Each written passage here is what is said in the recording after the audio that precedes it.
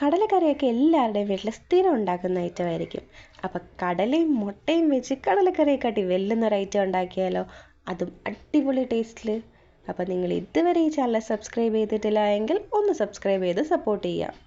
ഞാനിവിടെ കടല നമ്മുടെ കുക്കറിലിട്ട് ഒന്ന് വേവിച്ചെടുത്തിട്ടുണ്ട്. നിങ്ങൾക്ക് കറുത്ത കടല, വെള്ളക്കടല, നിങ്ങളുടെ കയ്യിൽ ഏത് കടലയാണോ ഉള്ളത് അത് നിങ്ങൾക്ക് എടുക്കാവുന്നതാണ്. ശേഷം ഒരു 2 മീഡിയം സൈസ് സവാള ചെറുതായിട്ട് അരിഞ്ഞത്, ഒരു പച്ചമുളക്, കുറച്ച് കറിവേപ്പില, കുറച്ച് വറ്റൽമുളക്, 2 മുട്ടയാണ് ഞാനിവിടെ എടുത്തിട്ടുള്ളത്. നമ്മുടെ പാൻ ചൂടാവുമ്പോഴത്തേക്ക് അതിലേക്ക് ഒരല്പം എണ്ണ ഒഴിച്ച് കുറച്ച് കടുകിട്ട് ഒന്ന് പൊട്ടിച്ചെടുക്കുക. കടുകെല്ലാം പൊട്ടി വരുമ്പോഴത്തേക്ക് അതിലേക്ക് ഒരു 2 വറ്റൽമുളക് ചെറുതായിട്ട് പൊട്ടിച്ചതും കൂടെ ഇട്ട് ആ വറ്റൽമുളകൊക്കെ ഒന്ന് മൂത്ത് വരുമ്പോഴത്തേക്ക് അതിലേക്ക് ഒരു ടീസ്പൂൺ ഇഞ്ചി വെളുത്തുള്ളി ചതച്ചതാണ് കേട്ടോ ചേർക്കുന്നത്.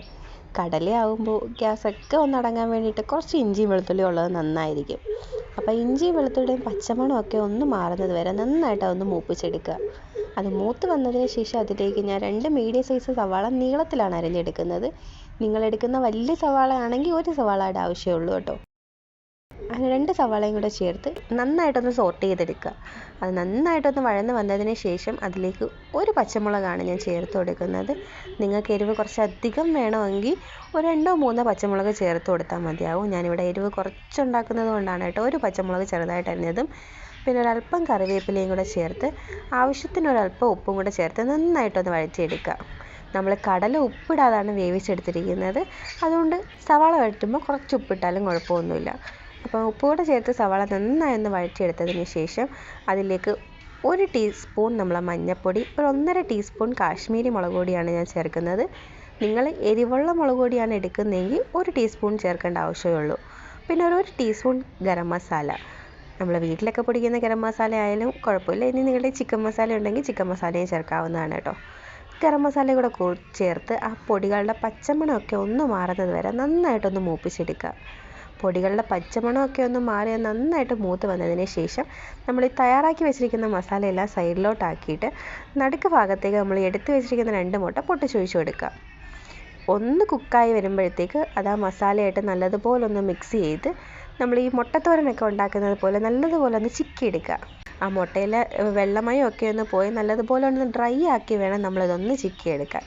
അപ്പോൾ നല്ലതുപോലെ ഒന്ന് ചിക്കിയെടുത്തതിന് ശേഷം നമ്മൾ വേവിച്ച് വെച്ചിരിക്കുന്ന കടല അതിലേക്ക് ചേർത്ത് കൊടുത്ത് ആ ഒരു മസാലയും കടലയൊക്കെ നല്ലതുപോലെ ഒന്ന് മിക്സാക്കി എടുക്കുക.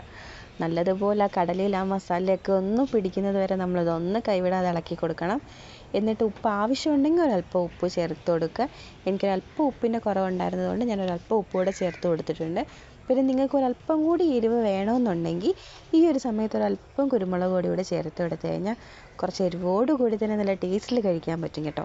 ഇതിന് ഞാൻ കൂട്ടായിട്ട് നല്ല അപ്പമാണ് കേട്ടോ ഉണ്ടാക്കുന്നത്. നമ്മളെ ചപ്പാത്തിയുടെ കൂടെ അപ്പത്തിൻ്റെ കൂടെ ഒക്കെ പറ്റുന്ന ഒരു അടിപൊളി ഐറ്റമാണ്.